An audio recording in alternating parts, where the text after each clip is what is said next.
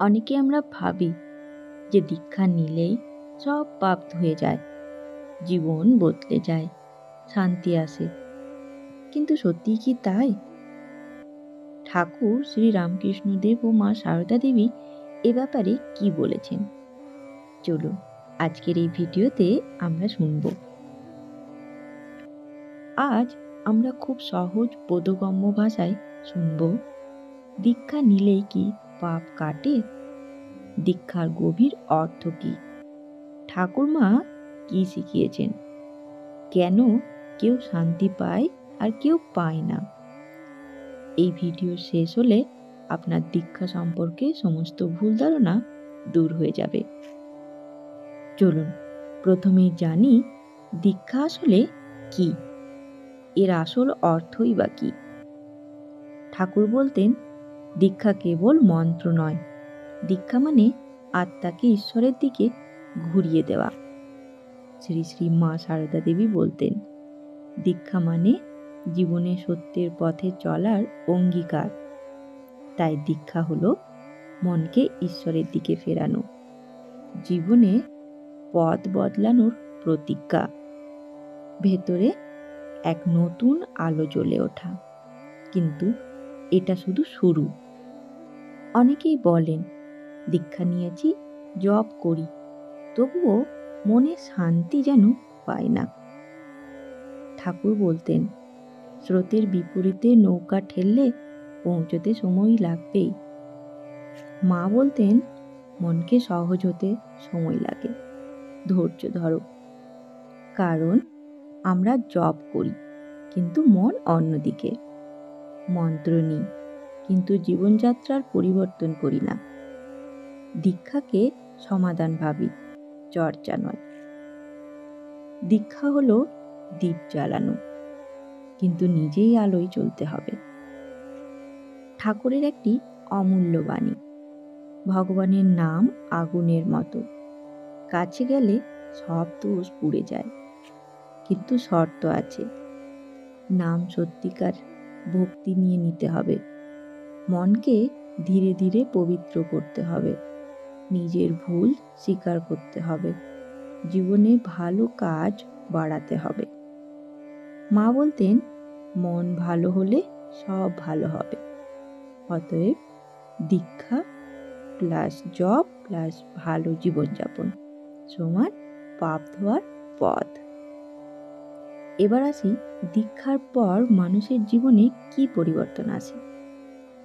দীক্ষা নিলে মন শান্ত হয়, রাগ কমে, চিন্তা কমে, হৃদয় কোমল হয়, ভুল দেখলে বোঝা যায়, অন্যায় কাজ করতে ইচ্ছে করে না।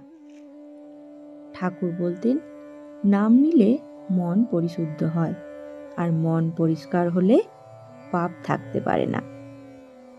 এবার আসি, দীক্ষা নিলেই কি সব পাপ ধুয়ে যায়?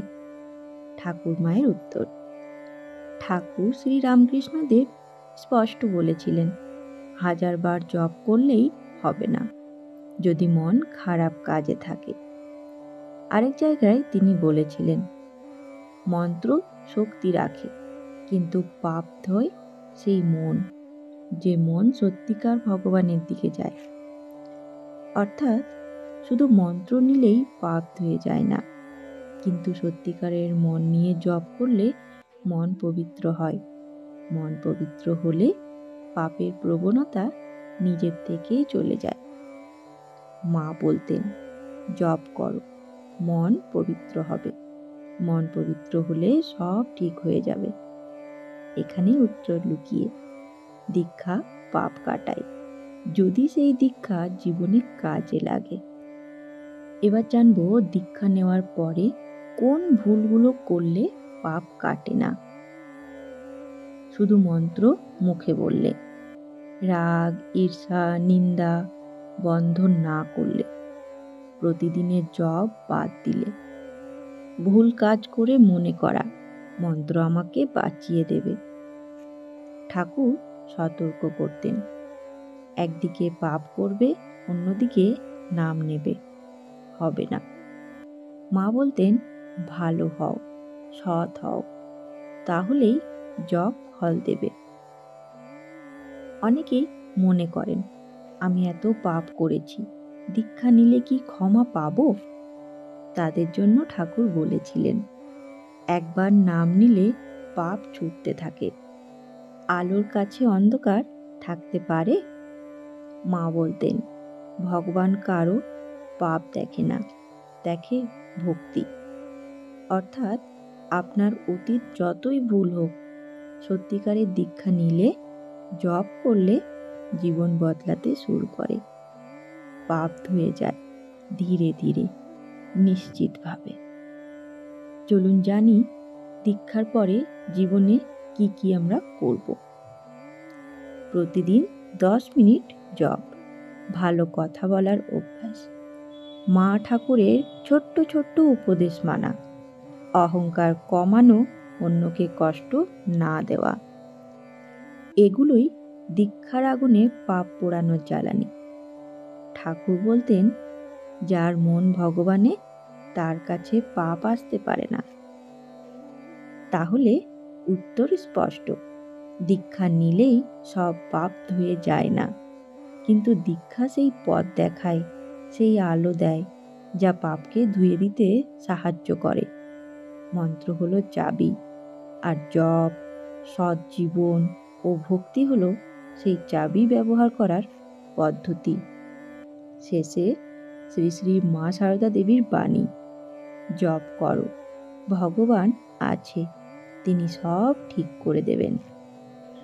বন্ধুগণ, আজকের এই ভিডিও যদি আপনাদের ভালো লেগে থাকে তাহলে অবশ্যই ভিডিওটিকে একটি লাইক করে দেবেন, আর ভালো লাগলে বন্ধুদের সাথে শেয়ার করতে ভুলবেন না। আর এখনো অবধি চ্যানেলটিকে যদি সাবস্ক্রাইব না করে থাকেন তাহলে অনুরোধ রইল ঠাকুর মা ও স্বামীজির এই চ্যানেলটিকে সাবস্ক্রাইব করে নেবার, যাতে তাদের এই বাণী সবার প্রথমে আপনার কাছে পৌঁছে যায়। ধন্যবাদ, ভালো থাকবেন। জয় ঠাকুর, জয় মা, জয় স্বামীজি।